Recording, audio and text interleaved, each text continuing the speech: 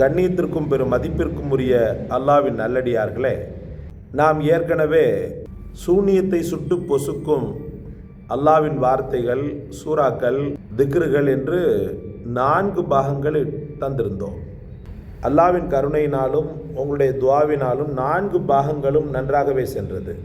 ஆனாலும் தொடர்ந்து இது எத்தனை பாகங்கள் போகும் என்று தெரியாத அளவுக்கு மக்கள் நாளொரு மேனியும் பொழுதொரு வண்ணமும் எனக்கு வரக்கூடிய அந்த கமெண்ட்ஸுகளில் யாராவது 1 அல்லது 2 பேர் சூனியத்தால் பாதிக்கப்பட்ட மக்கள், ஹசரத் இதுக்கு என்ன ஓதணும், ஹசரத் இதுக்கு என்ன செய்யணும், ஹசரத் நீங்கள் ஓதி பார்ப்பீங்களா, உங்களுடைய நம்பரை கொடுங்க, நாங்கள் உங்களிடத்தில் வர்றோம். அல்லாஹு அக்பர். அதில் ஒரு சகோதரி ரொம்ப அளவுக்கு சங்கடத்தை ஏற்படுத்திய ஒரு நிகழ்வு.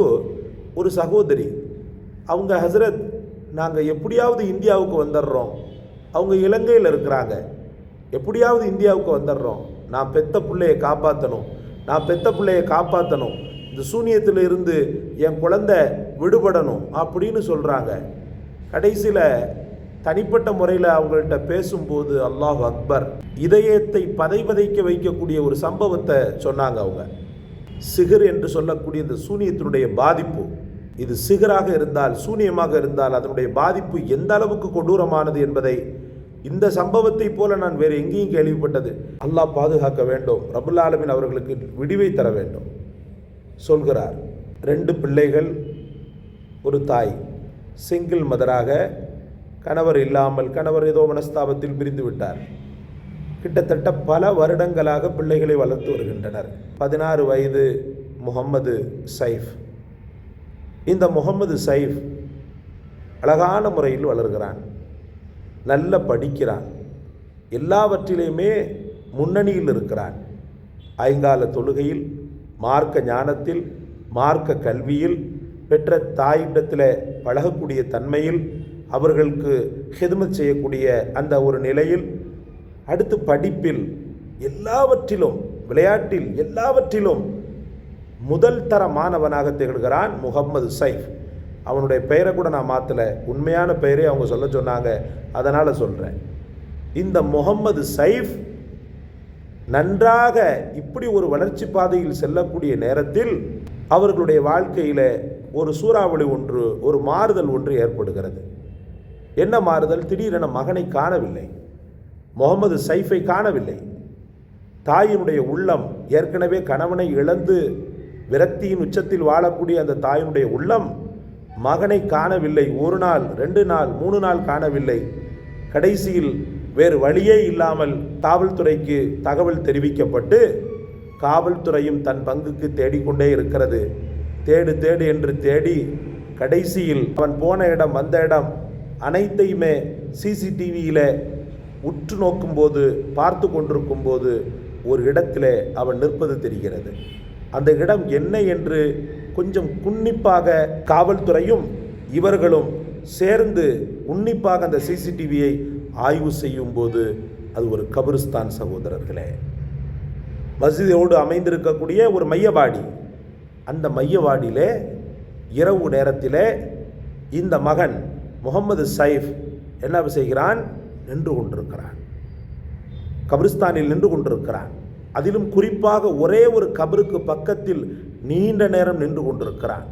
சிசிடிவியில் உற்று நோக்கும்போது அவன் எதுவும் போதுகிறானா, ஜியாரத் செய்து துவா செய்வது நமக்கு பழக்கம் தானே, அதைத்தான் செய்கிறானா என்று அதை ஜூம் செய்து பார்க்கும்போது எதையுமே செய்யவில்லை, சும்மாவே நின்று கொண்டிருக்கிறான். நீண்ட நேரம் அந்த இடத்திலேயே நின்று கொண்டிருக்கிறான். பெற்ற தாயினுடைய உள்ளம் எவ்வளவு பதறும். தாய் திக்பிரமை பிடித்தவராக காவல்துறை அந்த ஃபுட்டேஜை தருகிறது, சிசிடிவி ஃபுட்டேஜை தருகிறது, உங்கள் மகன் இங்கே தாம்மா இருக்கிறான்னு சொல்லி உடனடியாக ஆக்ஷன் எடுத்து அங்கே சென்று மகனை மீட்டியாகி விட்டது. அல்ஹம்துலில்லாஹ், பழையபடி அவனுக்கு ஒரு நல்ல ஒரு ஊட்டச்சத்து மிகுந்த உணவுகளை கொடுத்து, அவனுக்கு மாற்றாடை ஏற்படுத்தி, அவனுக்கு குளிக்க வைத்து, அவனுக்கு உண்டான எல்லா வேலைகளையும் செய்து கொண்டு எல்லாம் முடித்து அல்ஹம்துலில்லாஹ் ஏதோ போய் கொண்டிருக்கிறான், வந்து கொண்டிருக்கிறான். ஆனால் சென்ற காலத்தில் உள்ள சைஃப் இல்லை. பிஃபோர் சம்பவத்திற்கு முன்னால் உள்ள முகமது சைஃப், ஆஃப்டர் இல்லை. இல்லை சகோதரர்களே, கடுமையான கோபம், முரட்டுத்தனம், ஏதோ ஒரு சக்தியால் ஆட்பட்ட மாதிரி ஒரு சூழல், கடுமையான கோபம், தாயின் மீது வெறுப்பு, படிப்பின் மீது வெறுப்பு, இபாதத்தே கதி என்று கிடைந்தவனுக்கு வெறுப்பு. இப்படி ஒரு சூழலில் பெற்ற தாய் எப்படி இருக்கும்? அவர்களும் பார்க்காத இடமில்லை, செலவழிக்காத பணமில்லை, சைக்காரிஸ்டுக்காக, மருத்துவத்திற்காக இன்றும் செலவழித்து கொண்டிருக்கிறார்கள். அவன் போடக்கூடிய டேப்லெட் இவ்வளோ விலைன்னு சொல்கிறாங்க அவங்க அந்த அம்மா. இப்படி சூழலில் எப்படியாவது ஒரு மாற்று வழி, ஹசரத் நீங்கள் யாரையாவது ஒரு ஆளை சொல்லுங்கள், நாங்கள் இங்கே வந்துடுறோம், இந்தியாவுக்கு கண்டிப்பாக வந்து நாங்கள் பார்த்து தான் ஆகுவோம் அப்படின்ற மாதிரி ஒரு சூழலில் அவங்க சொல்கிறாங்க. மனம் உண்மையிலேயே ரணமாகி போய்விட்டது. வாழ வேண்டிய ஒரு தளிர் அல்லவா, ஒரு 16 வயது நிரம்ப பெற்ற ஒரு வாலிபன், அதுவும் தகப்பன் இல்லாத, தன்னை கண்ணின் இமை போல பார்த்து கொள்வான் என்ற அந்த தாயினுடைய அவா பெரிய ஏக்கம். அந்த ஏக்கத்தை இந்த பையன் எப்படி தீர்த்து வைப்பான்? சிறிது மனநோயினால் பாதிக்கப்பட்டிருக்கக்கூடிய, கடுமையான முறையில் மனச்சிதைவுக்கு ஆளாகி இருக்கக்கூடிய இந்த பையனுடைய நிலைமை.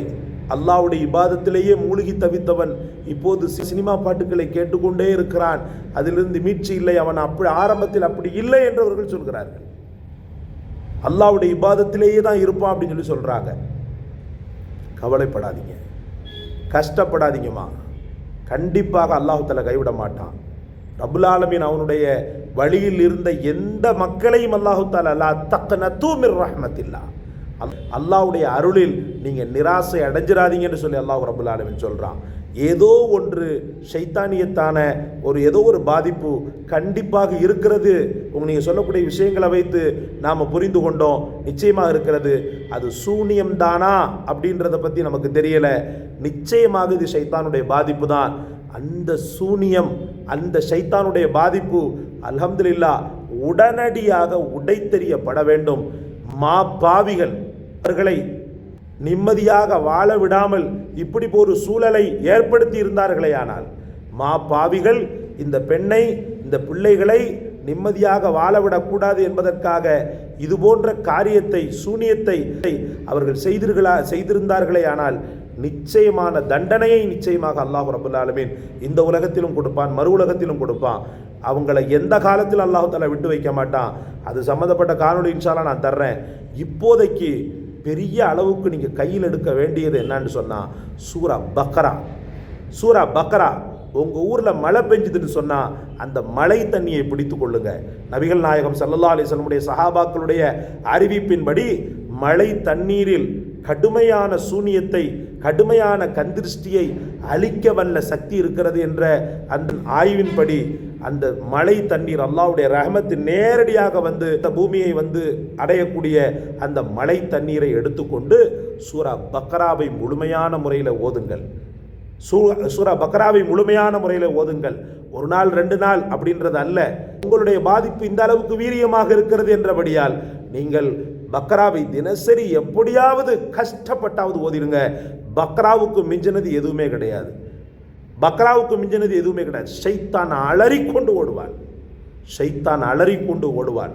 அதோடு கூடி அது என்ன பாதிப்புன்னு சொல்லி உங்களுக்கு சரியான முறையில் புரிதல் இல்லாததுனால, அதை கிரகிக்க முடியாததுனால, அது ஷைத்தானிய கோளாறோ அல்லது சூனிய கோளாறோ எந்த கோளாறாக இருந்தாலும் சரி, இந்த அற்புதமான துவாவை எங்கள் பெருமானார் முஹம்மது ரசூலுல்லாஹி ஸல்லல்லாஹு அலைஹி வஸல்லம் அவர்கள் கற்றுத்தந்தார்கள்.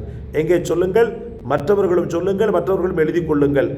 அஊது பிகலிமாத்தில்லாஹி தாம்மாத்தி.